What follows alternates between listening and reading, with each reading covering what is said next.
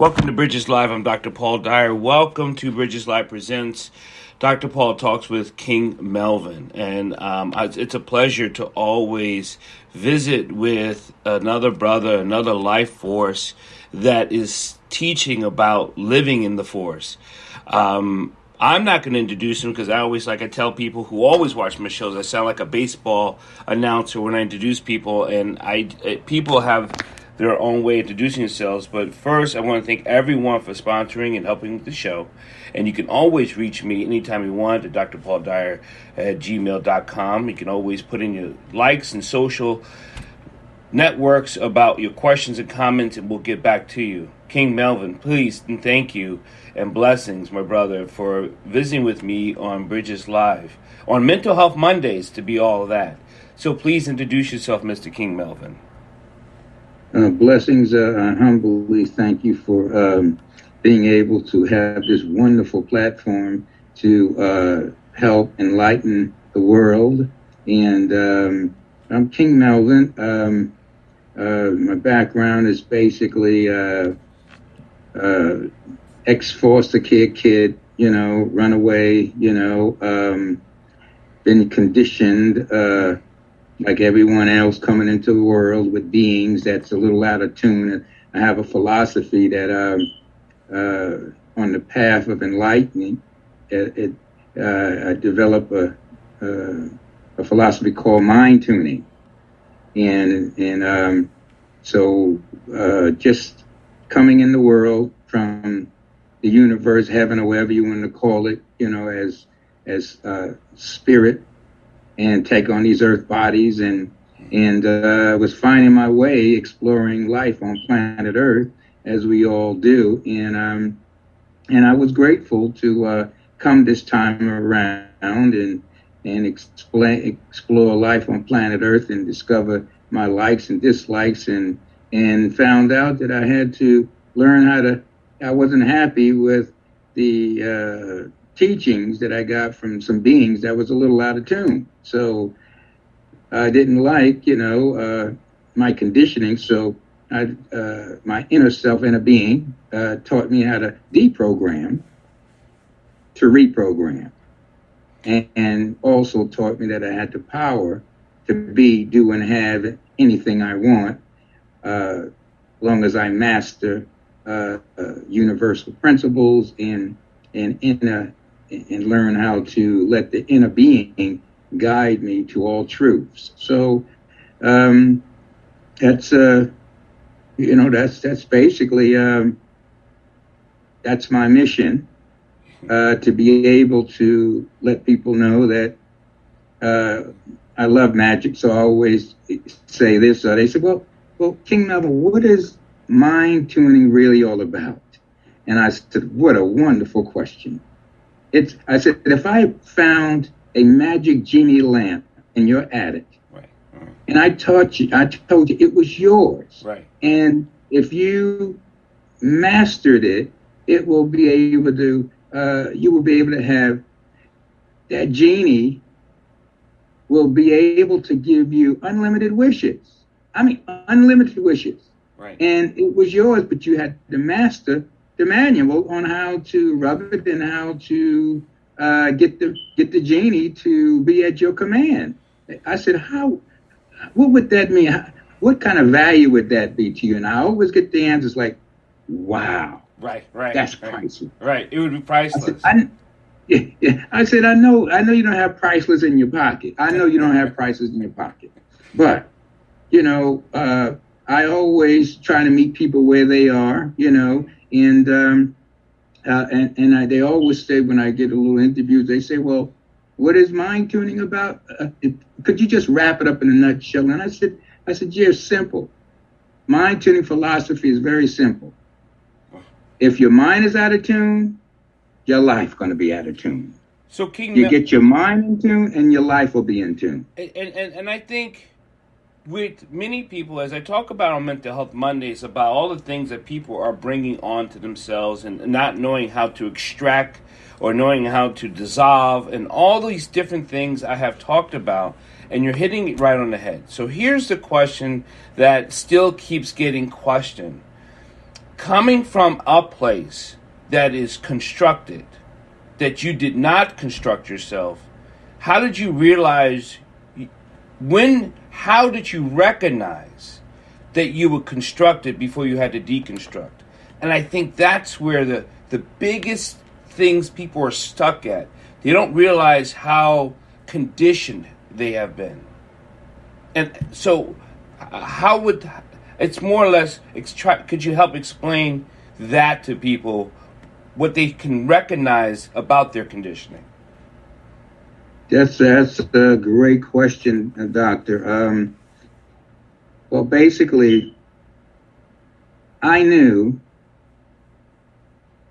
that when I came into the world, all of the people around me, they were bigger than me, and they looked like they were more knowledgeable than me, and they sound like they knew what they were talking about. And being a little child, I believed them, and they helped me identify who I'm supposed to be and who they thought I should be, and I found out that wasn't working. I wasn't happy with that. With inside, I said, wait a minute, I'm having conflict here. I'm like, I don't want to be that. I don't want to do that. And I had the tug of war that most everyone has, and I had to find out that that through different paths searching, through different religions and different studyings, I was on the path of knowledge. I was very dissatisfied on who I was being and how that felt. So they say dissatisfaction always brings about a change. I was dissatisfied. So I went on a journey to discover that self, that was the ego self, or the untuned self, I like to call, didn't feel right. So I had to find out that, wait a minute, I don't have the true knowledge of self. I thought I had the true knowledge of self, but it's not the true knowledge of self, and I had to find out the true knowledge of self wasn't my ego, it wasn't that person that society and education said I was. Now, here's the kicker. You said something about, I was unhappy. I was not satisfied. And then I asked the question. You actually oppose the question to self. I know that's where I find people are stuck at. They don't even know that they can question themselves. Very true. And I'm like, well, why wouldn't you not be able to? I mean, if I can question you and I'm external, what? Who told you could not question yourself? And that's where they go, I don't know. And I said, that is the juggernaut. That's where your secret is, behind your self-questioning of self-discovery. Because I can't discover you, even as a client, I can't discover you without you. You know what I mean? I can't find the magic of you without you leading the way. I couldn't do it. Good stuff. Oh my God. Good stuff. It's impossible. It's like, I can't chew your food and digest it for you. Right. So you're right. I know I was lost. I always got to go back to me. I can't really reference to nothing else. I've been with me for 69 young years. I might not know anything about anything else, but I know a little bit of something about me. Yeah. So once I understood that, wait a minute, you mean to tell me, in Genesis it said, let us make man in our image and likeness. What does that really mean? I'm like, are you serious? I had started asking my inner self, are you serious? Yep. I said, yes, you have the power. I'm not saying you have the power to create the sun, moon, and stars. We already did that for you. We already did. But you do have the power to create your own reality. I said, wait a minute, let me see if I got this right. Because I have a PhD, public high school diploma, So I said, so I ain't got one of them real ones like you got, Doc. But I humbly I said, now, source, inner being, you got to be a little gentle with me. You got to be now. Doc might get this, like nanoseconds. I said, you got to be a little gentle with me, inner self. So I said, are you telling me that I have the power to reinvent myself and recreate myself? Wow. I said, yes, you do. Yes, you do. I said, wow. And I started on that journey. I was getting rid of deprogramming, getting rid of bad habits and limited beliefs that was blocking my greatness. Oh, I started dropping those bad habits like taxes, man. I was dropping them, Doc. See, that's it. And I want to talk to it. I'm not going to talk about the pandemic. What I want to talk to recently in my vision universe, many people have committed suicide, talked about committing suicide, or has been swimming in that shallow water of what am I doing here? Why do I feel alone and lost? From that point, I don't call those are great questions to begin with, but they're sinking rock questions too, because it's negative, if that makes sense. Like, why am I here? It's a negative question. I understand people ask that question, but to me, it's almost like a sinking rock feeling in that question. My question for you is, what's a different way of asking that question so they can start that process instead of what am I doing here? Wow. Well, that's a deepie too, Doc. I'm not even expecting you not to give no light stuff. Now you're going in, Doc. You're going in. We gotta go swimming. We gotta go. We gotta get wet. Yes. Because that is. I always say when a person is lost, you can't. I that's kind of like contrast. Yeah. Yes, and most people have a distorted point of view of contrast. If you lost or feeling lost, we need to understand you can't value the light without the so-called darkness. Come on, somebody. I'm just saying. Yeah. I was lost. I was a foster kid. I was abused. I felt lost. I didn't know why life dealt the hand that it dealt me. Right. So I went through that journey too, and I'm so glad. Listen to me. Mm-hmm. I'm so glad I went through that journey, because when you understand that you going through that so-called dark journey, it's a blessing. I didn't see it when I was in the eye of the storm that it was a blessing, but now I said, I see why I felt lost. I feel like why I wanted to end it off. I saw why I went to drugs and all. I saw all that. I said, I'm glad I went through all that because it made me the person that I am. So I'm saying, don't beat yourself up about, because before we took on these physical bodies, right, we went to sleep. Yeah. We went to sleep. Yeah. And we forgot a lot of things that we planned in heaven. Now, newsflash.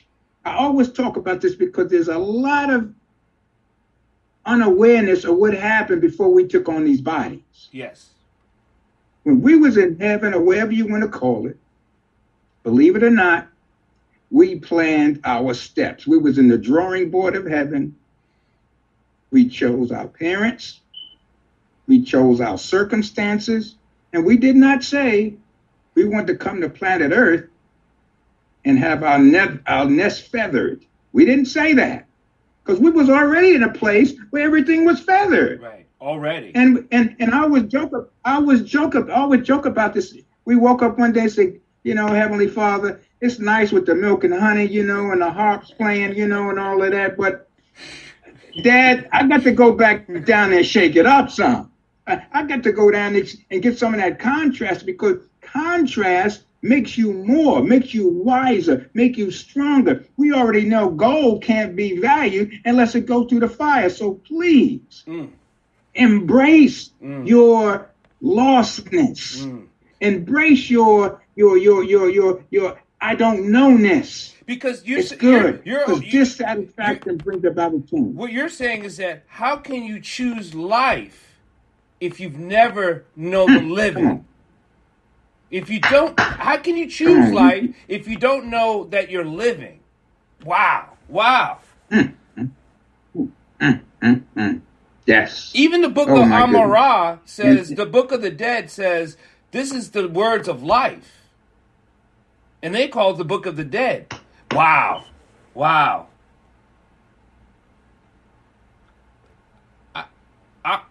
You have a sermon, curse not the darkness. Yes. Curse not the darkness. The so-called darkness.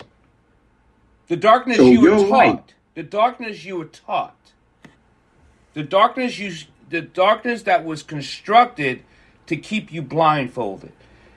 In your mind tuning, you break apart that, and I love the terminology mind tuning, because I talk about frequencies all the time and how the body generates frequency on the cellular level. I talk about all the time how the vibrations work. But when you talk about mind tuning, for me being a neuroscience, you're talking about connection, genetic, epidemiology connection from history, from the past, way past, from the furthest way to the furthest future. Tapping into that. You are tapping into that, and you're teaching people how to do that. Yes. That's my mission. When I was clear, when I deprogrammed and got into and started reprogramming, got into the true knowledge of self, not just knowledge of my birth certificate and with our environments and our ego. I'm not talking about that. When I got into who we really are and what happened before we went to sleep, this is the facts. You don't have to believe it, because gravity don't care if you don't believe it or not. You jump off that Empire State Building. You're going down. You're going down. You're going down. You ain't going to believe it now. But that's just what it is. So these are the facts. We was in heaven, non-physical, spirit. Right. And we went to the drawing board. And we planned our life to every intricate detail. And the agreement was spirit, all-knowing spiritual self. Hold the light on for me. Because part of me, the physical part, going to go to sleep. And I'm going to discover life on planet Earth. The good, the so-called bad. And then we're going to meet up in the middle. And we're going to become one. And what we supposed to be doing, we supposed to meet up with our spiritual and our physical and be able to create our world exactly the way we want to create it. And I mean, we create our own reality. I don't care what that distortion stuff says. Anytime you do the blame game and you don't take full responsibility, you're out of tune. You now, I'm not now. I get a lot of flack when people say, no, that can't be true, because why would I bring so much hell in my life? Right. I said, I didn't say you did it on purpose, but you did do it with an untuned mind. You did. I agree with you. I'm going to wear the jersey of King Melvin, because everyone listen to me now. Listen to King Melvin. He didn't say you did it on purpose. We're just saying it's out of tune, out of whack, out of consciousness, out of truth. That's all we're saying. We're not saying that you're crazy, you don't belong here, and you're bad, and negative. That's not what we're saying. We're just saying it's out of tune. And and I had said this once before. I said, if you raise your voice at anything or anybody in anger, I'm not talking about the cheering voice. I'm talking about the anger voice. That means you are out of whack. You are unbalanced. Just raise your hand and say, I got to get this fixed. And I put it to someone like in a car. I said, if your car, and I'm not a mechanic, and I don't know nothing about cars, but if my car sounded what you call rough and it is blowing smoke, I would say, I have to get this checked out. To me, that's what anger is. It's you blowing black smoke and a big bang went off in your engine. You may not know what it is, but it has to be checked out. And I know with Black History Month, well, doesn't matter. With Black history and black men, specifically, who are killing themselves so quickly, so rapidly, we're not asking for help, but we're blowing a lot of smoke and we're clanking.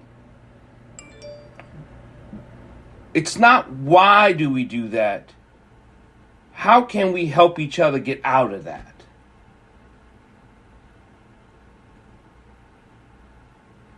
Wow. That's where the road meets the rubber. What we're doing, Doc, there's going to be people that listen to the show going to be on the right vibration. And they're going to hear us. And there's going to be those that's not ready yet. It's okay too. All we can do, Doc, is keep putting these mind-tuning philosophies out there. And those that are ready for it, they're going to gravitate toward it, and they will be able to put more of this in the world, because we can't help what other people are doing. All we can do is we have responsibility for ourselves. And I'm seeing right now, because I'm on the radio show, and most people that be on that station want to talk about the headlines. And I always let them know there's more good in the world than not. Yeah, I agree. And I've got to stay. I said, I don't have no complaints. When you become mind-tuned and conscious, you do not have any complaints about anything, because you know you create your own reality. And once you know you create your own reality, and no one, there's universal laws. There's always attraction, never assertion. I don't care what you've been told. It's falsehood. Nobody can put their will into your space. No. You have to first invite it, invite them unconsciously, unwillingly, but you always do the inviting. So I'm saying, when you understand that, you need to understand it's always you. Just like when people have unspiritual sex, they're inviting all these demons from transformation between one place to another, and that sickness brews in both. And that's something people don't understand either. And when I mean by spiritual, I don't mean it has to be Christian and whatever religion you want to put on it. I'm talking about a clean spirit. If you have it with a person that is unclean, untuned, that negative creates sickness in both bodies. And that's something people don't understand. I came to the truth of, when you are strongly mind-tuned, no matter what's going on around you, and my dear leader and teacher and guide said it best, you can be in the world, but you don't have to be of the world. So if you hold your mind tuning straight, remember this: no one can insert anything, but you got to be practiced at it, because like doctors say, if you're not practiced at it, you're so weak that your veil could be pierced. Mm-hmm. When I first started on this journey, I stayed away until I got stronger. I stayed away from everything that was gonna pierce my veil. Now I could be in the world, like Christ said, but don't be of the world. I could be around drugs. I could be around all of the fires that used to consume me. Mm-hmm. And people say, how are you not being consumed? I have found the way, because that's who we are. We all can be powerful. I'm nothing special. The last time I checked, I had 2 hands, 2 feet. There's nothing special about me. But we all have the same. It's an even playing field. As Doctor have developed himself, if I have to develop myself, it's all possible. What are some of those fires? Give me 3 fires. You mentioned drugs. You mentioned alcohol. You mentioned those things. What's some other fires that people normally don't call a fire, but yet they're getting burned by it? Well, things that you consume eating. Yeah. You know, your holy temple is a holy temple. I teach a class called The Fountain of Youth. Teaching, if you don't know the biological laws and the dietary laws, that's a fire. And also, if talking about people. Wow. Envious and jealousy. You know, the source. You're going to hear me go back and forth between the language of source and God, because sometimes if I'm speaking to Christians, I'll use the word God. Right. But if I'm speaking to regular folk, I'll use the word source, because the word God has been so distorted. I'm trying to let everybody understand it's not the disconnecting philosophy that we were taught about. Right. God is within you. Right. He is you and you and him. Mm-hmm. So this is why I always, the name of the church God told me he want me to bring into existence is the pathway to God and Christ in you. That's what God said. I want you to set up this nonprofit organization and teach this, because you were hitting on some very good, powerful fires. I mean, just when you understand the oneness of each other. I am you, Doctor, and you are me. Right. So I am not going to talk about you, because if you were conscious and you at that third consciousness, right, and you saw a part of myself in the mirror cussing my reflection out. Right. The third party would be looking and say, that fool is crazy. That's right. When you talk to another brother or sister and you see them separate than you out of tune. I am you and you are me. I'm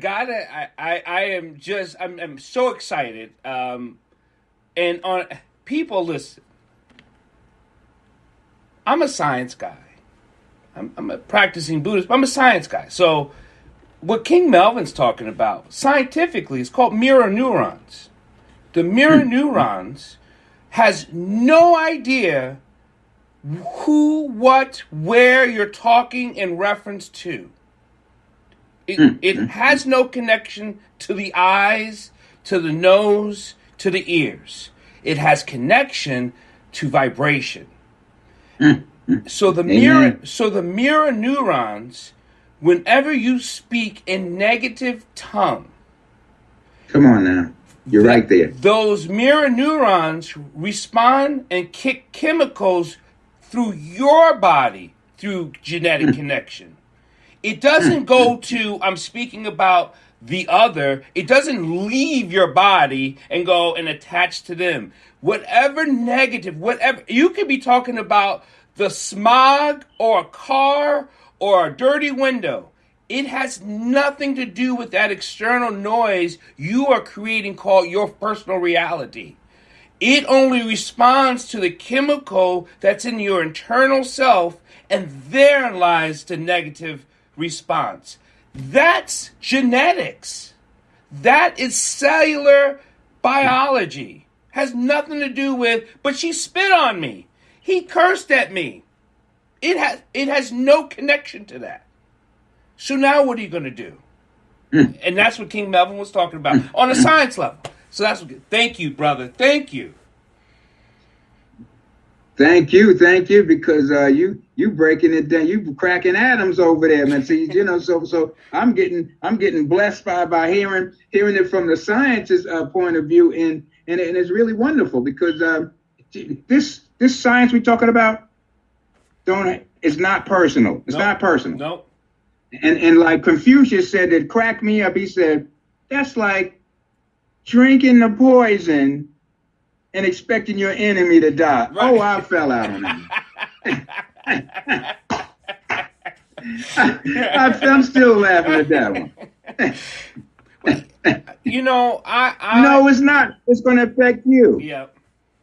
Give you another example. You mad at somebody else, and 15, 20 years you carrying that around, and you see them the next day say, "Oh, you still carrying that around? Yeah, you still got that? you still hold on to that? And you the one that got the cancer." Yeah. King Melvin, with the classes you teach, let's get this out of it. How can people get a hold of you? Where can they reach you? I know I put it in the chat and in your email and your phone number, but for the podcast, how can people get a hold of you? For not the visual podcast, but the voice stuff. Well, basically, all they have to do is dial 347.